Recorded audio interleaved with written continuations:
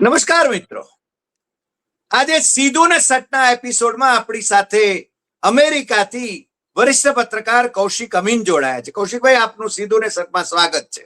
નમસ્કાર. આજકાલ આખી દુનિયા અમેરિકા સેન્ટ્રિક થઈ ગઈ છે. અમેરિકા શું કરે છે, ટ્રમ્પભાઈ શું કરે છે, ટ્રમ્પભાઈનું લશ્કર શું કરે છે, ટ્રમ્પભાઈના મરીન શું કરે છે, ટ્રમ્પભાઈ ઇઝરાયલને શું કહે છે, જાણે દુનિયામાં બીજા કોઈ વિષયો જ નથી. અને ટ્રમ્પભાઈ જે કે સવારે કંઈક જુદું કે, બપોરે કંઈક જુદું કે, રાતે કંઈક જુદું કે, પાછા ઉઠે ત્યારે કંઈક જુદું કે. અમે તો કન્ફ્યુઝ થઈ ગયા છીએ કૌશિકભાઈ કે શું ખેલ ચાલી રહ્યો છે. યુદ્ધની સમાપ્તિની, યુદ્ધમાંથી નીકળી જવાની એ વાત કરે ને વળી પાછા 2-3 વીક ખેંચી કાઢવાની વાત કરે. તમે જરા સમજાવો આપણા દર્શકોને કે આ ટ્રમ્પભાઈના આ શું ખેલ છે. કૌશિકભાઈ. નમસ્કાર હરિભાઈ અને સમગ્ર દર્શક મિત્રોને. આજે રાષ્ટ્રજોગું પ્રવચન ટ્રમ્પ સાહેબે કર્યું અને મન કી ભડાસ એ એમને ઠાલવી.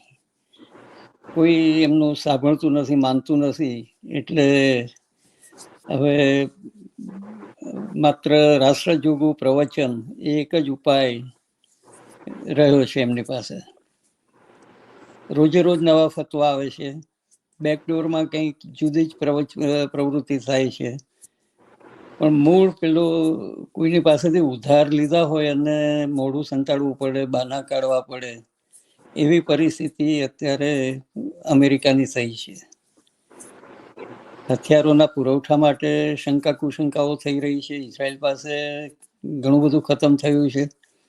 ઇઝરાયલની હમણાં થોડી વિડીયો ક્લિપ્સ આવી છે અને ગાઝા જેવી જ બદતર પરિસ્થિતિ અત્યારે ઈરાને ઇઝરાયલની કરી છે એ સ્પષ્ટ જોઈ શકાય છે.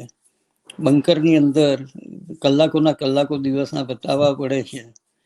તેલ અવીવ અડધાથી વધુ શહેર સાફ થઈ ગયું છે, સ્પષ્ટ જોઈ શકાય છે. ઘણી બધી રિસ્ટ્રિક્ટેડ મીડિયા છે એટલે મૂળ વાતો બહાર આવતી નથી. પણ એ પહેલા થોડી અમારી અમેરિકાની ગૌરવ કહી શકાય એવી વાતો કરી લઉં.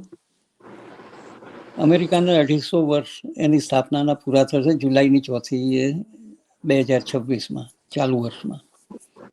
અને બ્રિટન સાથે સંબંધો અત્યારે વણસેલા છે, પરંતુ એપ્રિલના અંતમાં કદાચ કિંગ ચાર્લ્સ અહીંયા આવીને કોંગ્રેસને સંબોધન કરશે સંયુક્ત બેઠકમાં, એવી એક ધારણા છે. કારણ કે અમેરિકા બ્રિટિશ રાજ્યને છીનવીને આઝાદ થયું હતું, એટલે એક ઉલ્લેખનીય બાબત કહી શકાય.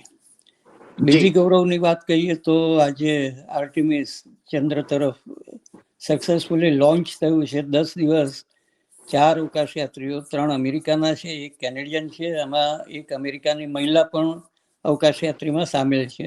ચંદ્ર ઉપર ઉતરવાના નથી, પરંતુ ચંદ્રની આસપાસ પરિભ્રમણ કરી અને પછી પરત આવવાના છે. 57 વર્ષ પહેલા એપોલો 13ની અંદર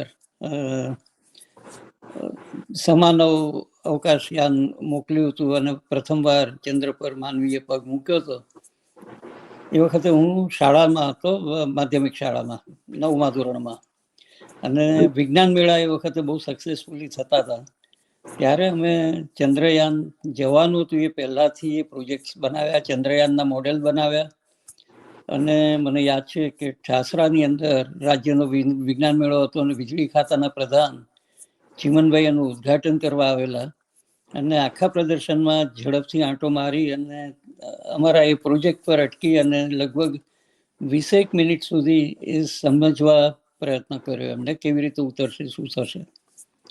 અને એ સમાચાર અખબારમાં વાંચીને મહારાજા ફતેહસિંહ રાવ, વડોદરાના પૂર્વ મહારાજા, એ વાંચીને અમારી શાળામાં લગભગ 15 દિવસ પછી આવ્યા અને એ કે મારે સમજવું છે આ કેવી રીતે ઉતરવાનું છે અને શું છે. અને એનો એક યાદગાર ફોટો એમની સાથેનો આજે પણ મારી પાસે છે.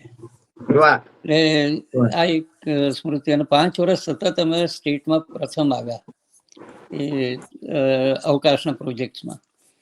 વાહ. અને હમણાં તાજેતરમાં 2 વર્ષ પહેલા જ મારી એક અનંતની ખોજમાં કરીને એક શ્રેણી અહીંયાના લોકલ મેગેઝિનમાં હતી. એ પણ એની અંદર પણ ઘણા બધા ઉલ્લેખ why we are going in space એની પર એ એંગલથી લખી હતી સાહિત્ય કવિતાની. એટલે આ એક યાદ કરાય એવી વાત છે. અને ત્રીજી વસ્તુ જે અભૂતપૂર્વ કહી શકાય, કોર્ટની અંદર બર્થ રાઇટ સિટીઝનશીપ એનો એક કેસ ચાલે છે ફ્લોરિડામાં. અને ACLU અને બીજી બધી જે સંગઠનો છે નાગરિક અધિકારના, એ લોકોએ દાખલ કરેલો છે. અને સુપ્રીમ કોર્ટની સુનાવણી ચાલે છે. અને સુપ્રીમ કોર્ટની સુનાવણીની અંદર આ કેસની સુનાવણીમાં લગભગ અડધો કલાક પ્રેક્ષક ગેલેરીની અંદર કોઈ સિટિંગ પ્રેસિડેન્ટ એ પ્રથમવાર ત્યાં ગયા. એક આશય એમનો એવો છે કે કદાચ જજીસ ઉપર દબાવ લાવવા માટે એ ત્યાં જઈને બેસી ગયા. અને હિટલરશાહી માનસિકતા વાળા બધા જ લોકોની આ તકલીફ છે કે સામેની વ્યક્તિને કેવી રીતે ભૂરખી નાખીને દબાણમાં લાવવા. પણ પરિસ્થિતિ અહીંયા ઉલટી થઈ અને સમગ્ર કોર્ટની જે બેન્ચ છે, 5 થી વધારે જજની બેન્ચ છે, અને એ લોકોએ વધારે એગ્રેસિવ થઈને સોલિસિટર જનરલના પ્રશ્નો પૂછ્યા. અને સોલિસિટર એના પ્રશ્નોના જવાબ આપવામાં ગેંગે ફેંફે કરવા માંડ્યા હતા. સરકારી સોલિસિટરોની આ પરિસ્થિતિ થાય છે કારણ કે પાછળથી આદેશો જુદા જુદા આવતા હોય એ ભારતની સુપ્રીમ કોર્ટમાં પણ જોવા મળે છે. એટલે અહીંયા એ વાત નવી નથી. પણ જરા પણ પ્રમુખની શેર શરમ રાખ્યા સિવાય આ એક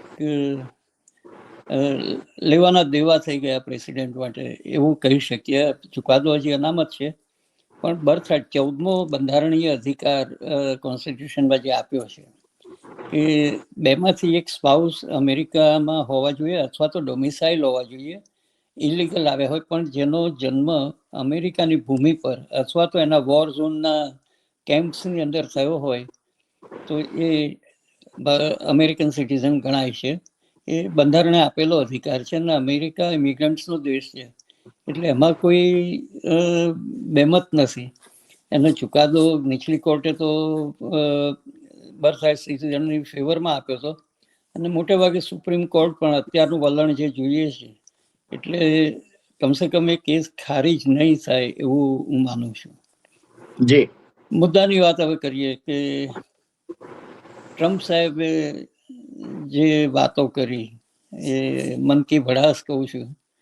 હવે એ મન કી ભડાસ માત્ર સમય ખરીદવાનો કારસો કરી રહ્યા છે, દુનિયાને બેવકૂફ બનાવી રહ્યા છે.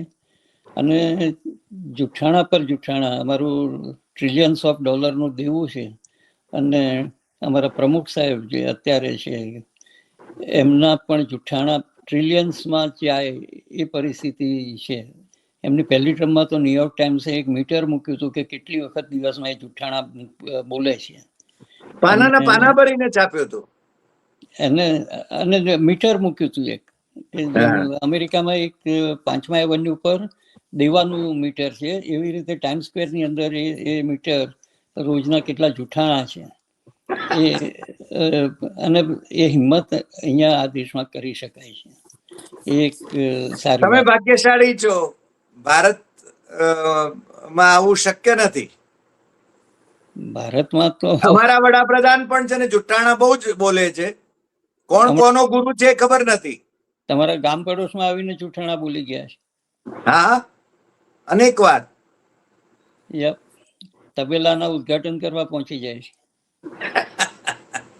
એનીવે, પણ ટ્રમ્પના ભાષણ પહેલા ઈરાનના રાષ્ટ્રપતિએ એક લોકોના માટેનો સંદેશો અમેરિકી પ્રજા માટે મૂક્યો.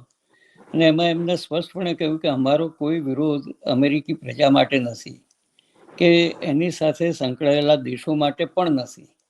અમારે જે પ્રશ્ન છે, ઇઝરાયલ અને અમેરિકાએ જે રીતે અમારી ઉપર ઘાતક હુમલા કર્યા છે એની જવાબદારી લેવા માટેનો અને આ યુદ્ધ એમને શરૂ કર્યું છે તો અમે એ પૂરું કરીશું એ સ્પષ્ટ રીતે એમને કહ્યું છે. અને પ્રજાની સાથે અમે કોઈ છેડછાડ નહીં કરીએ એ વાત ખંખેરીને કહી છે. અને દરમિયાન ઈરાને એની ખાડી બધા દેશો માટે અત્યારે તો બંધ કરી દીધી છે. એટલે પરિસ્થિતિ આર્થિક મોરચે ખાસ કરીને હોર્મુઝની ખાડી જે વાપરે છે એ સાઉથ એશિયન દેશો, આફ્રિકાના કેટલાક દેશો, એ લોકોના માટે કટોકટીની પરિસ્થિતિ આવશે. અહીંયા અમેરિકામાં પણ આમ આજે ટ્રમ્પે એમના ભાષણમાં કહ્યું કે અમેરિકા પાસે અમારે જોઈએ એટલું તેલ છે અને અમારે હોર્મુઝની જરૂર નથી, તમારે જેને ખરીદવું હોય તો અમે છૂટ આપી છે. અરે ભાઈ, હોર્મુઝની ખાડી જ્હોન ટ્રમ્પના માલિકીની નથી. ડોનાલ્ડ ટ્રમ્પના પિતાજી છે. પણ એની સાથેના નાટોના દેશોએ પણ એની સામે ઘણો બધો વિરોધ ચાલુ કર્યો છે. સ્પેન જેવા દેશે, બ્રિટન જેવા દેશે, ફ્રાન્સે, તુર્કી, આ લોકોએ તો ઓપનલી એને ના પાડી દીધી છે. નાટોએ પણ ના પાડી છે. કારણ કે અને પછી ગાળાગાળી ઉપર ઉતરી ગયા છે. અમારા સાહેબ વડાપ્રધાનના મહિલા મિત્ર મેલોનીને, એમને ઇટાલીની બદમાશબાઈ છે એ હદે એમને ગાળો દીધી છે. એ શોભનીય છે. અને અમેરિકાના જે એથિક્સ છે એને જરા પણ એની સાથે સરખાવી શકાય એવા નથી. એની એક ગરિમા ગુમાવીને એ વાત કરે છે. પણ કૌશિકભાઈ, તમારે ત્યાં તો રોજે રોજ એ બાઇડનને અને ડેમોક્રેટને તો ન સાંભળી શકાય એવી ગાળો દીધા જ કરે છે. આ તો એની માનસિકતા છે. મને લાગે છે માનસિક વિકૃતિથી પીડાય છે માણસ. આઈ થિંક કે હમણાં એક સંશોધન રિપોર્ટ આવ્યો છે કે ડિમેન્શિયા થાય છે, એના મગજમાં પ્લાસ્ટિકના કણો ભરાઈ જાય છે. એ 60% લોકોમાં પ્લાસ્ટિકના કણો મળ્યા છે. એટલે આમનું ડિસેક્શન વહેલા મોડા કરાવવું પડશે કે કેટલું પ્લાસ્ટિક ભરાઈ ગયું છે. પ્લાસ્ટિક ક્રૂડ ઓઇલની આડ પેદાશ છે.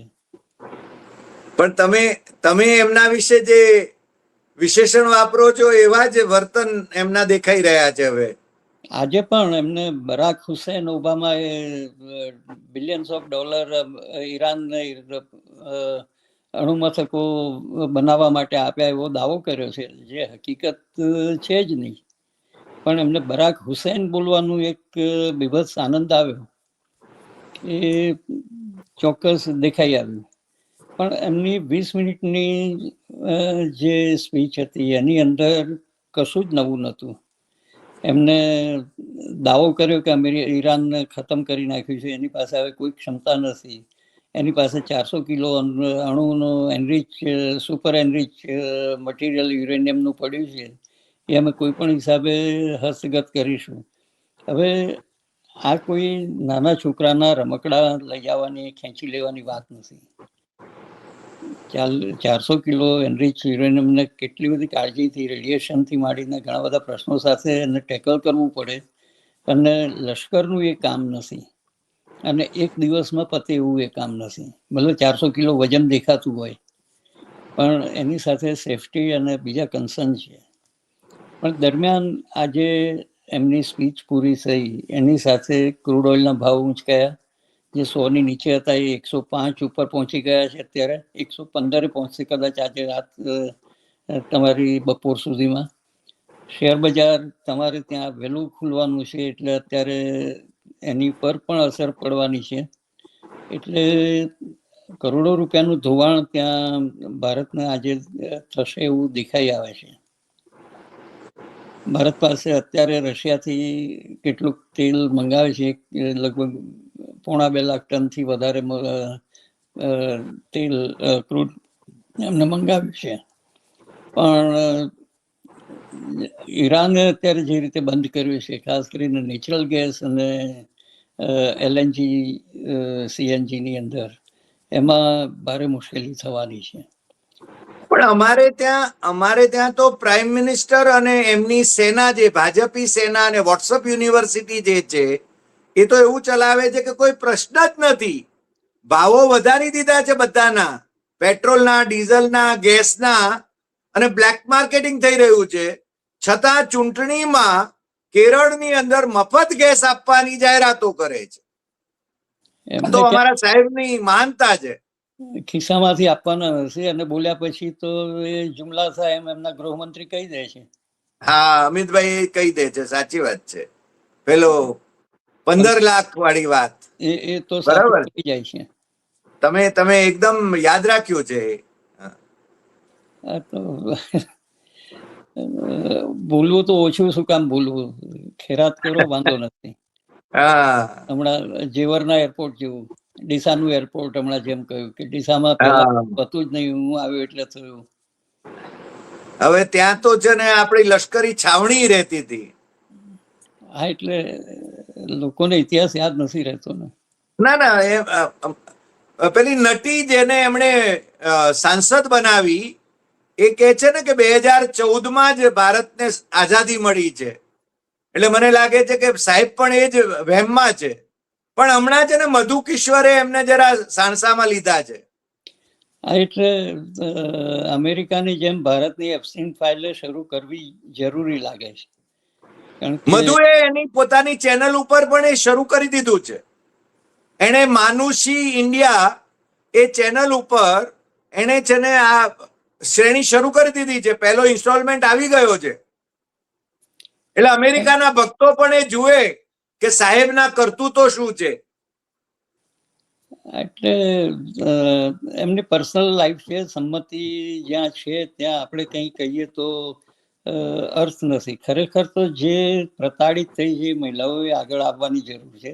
મધુ કિશ્વર એમાંની એક નથી, એટલે એ ગમે તેટલો બફાટ કરે તો પણ એને આધાર નહીં બનાય. ખરેખર તો જેને પીડા થઈ છે, જેને ઉપયોગ થયો છે બળજબરીથી, સંમતિથી અથવા તો અન્ય રીતે, તો એ લોકોએ આગળ આવવાની જરૂર છે. એમાંથી કોઈ મહિલા એમાં આગળ નથી આવી. એટલે એ ચર્ચા સુબ્રમણ્યમ સ્વામી કે મધુ કિશ્વર અથવા તો પેલા વિનોદ કરીને બેન છે રાજસ્થાનના, એ કરે છે જે, પણ કદાચ હજી રાજસ્થાનના બેન છે એની વાતો થોડી મનાય એવી છે. પણ જેની સામે આક્ષેપ કરે છે કલ્યાણસિંહથી માંડીને બીજા બધાના, એ અત્યારે કલ્યાણસિંહ હયાત નથી. એટલે એ આરોપો કેટલા વિશ્વસનીય છે એ આપણે કહી શકીએ નહીં. એટલે પણ તમે તો ક્લિન્ટન અને લેવેન્સ્કીને જસ્ટિફાય કરતા હોય એવું લાગે છે. તમારે ત્યાં એવો કાયદો છે, અહીંયાનું શું? ના, લિવ ઇન રિલેશનશિપ તમારે ત્યાં કોર્ટે માન્યતા આપી દીધી ને. એટલે લિવ ઇન પછી કલાક માટે હોય કે વર્ષો માટે હોય.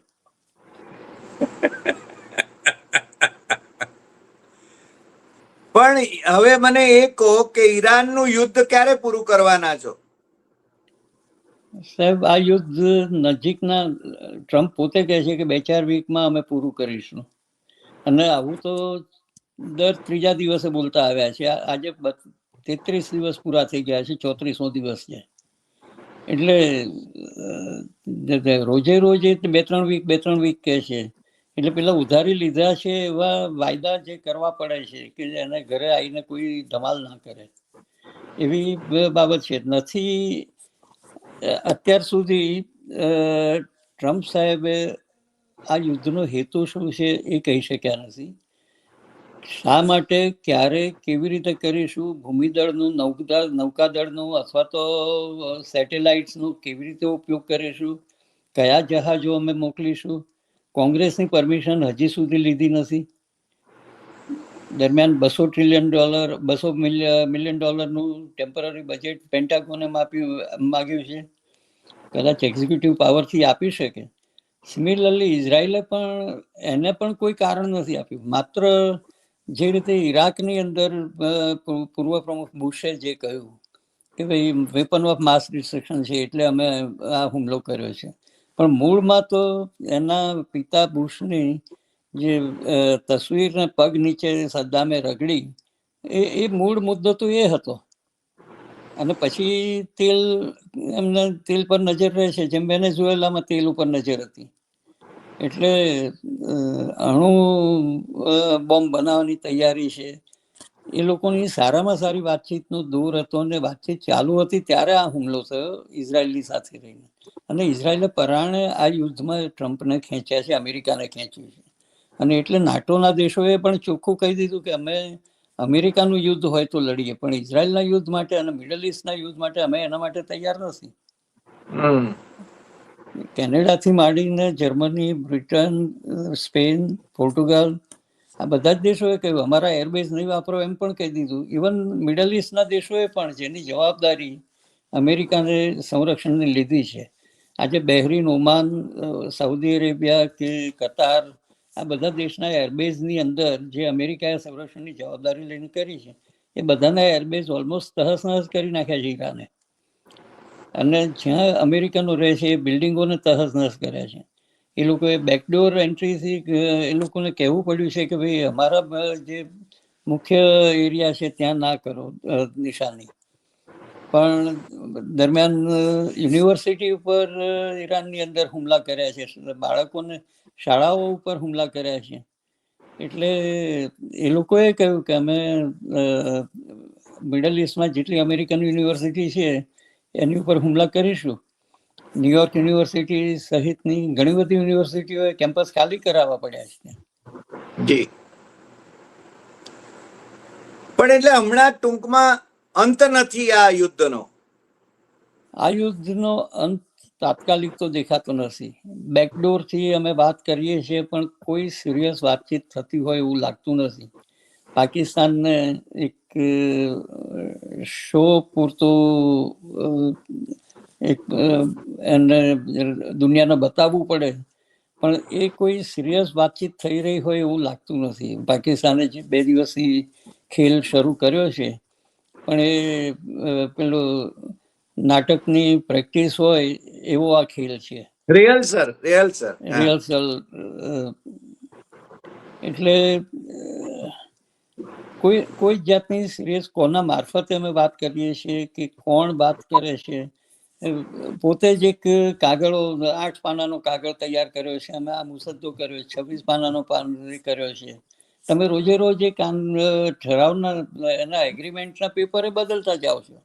વાતો કરો છો ને બદલો છો એટલું જ નહીં, પણ તમે કયા મુદ્દા પર વાતચીત કરવા માંગો છો એની કોઈ જાહેરાત કરતા નથી. પ્રેસને પણ ગેરમાર્ગે દોરે છે, નાટો મિડલ ઇસ્ટને પણ ગેરમાર્ગે દોરે છે. અને આ બધા જ અત્યારે સમજી ગયા છે કે અમેરિકાનો ભરોસો થાય એવો નથી. રાઈટ. કૌશિકભાઈ, મને એ કહો કે જે રીતે ટ્રમ્પ અત્યારે જે ઉરાંગ ઉટાંગ તમારા શબ્દોમાં કહીએ તો ભૂમિકામાં છે, અને જે જુઠ્ઠાણાઓ ફેલાવે છે, જે પ્રકારના નિવેદનો કરે છે, એનાથી આખી દુનિયામાં એની અસર થવાની છે. અને એ જો આ યુદ્ધ પૂરું ન થાય તો મને લાગે છે કે દુનિયાના દેશોએ પણ ખાના ખરાબી વોરવી પડે ને એમાં અમેરિકનો પણ અપવાદ નથી.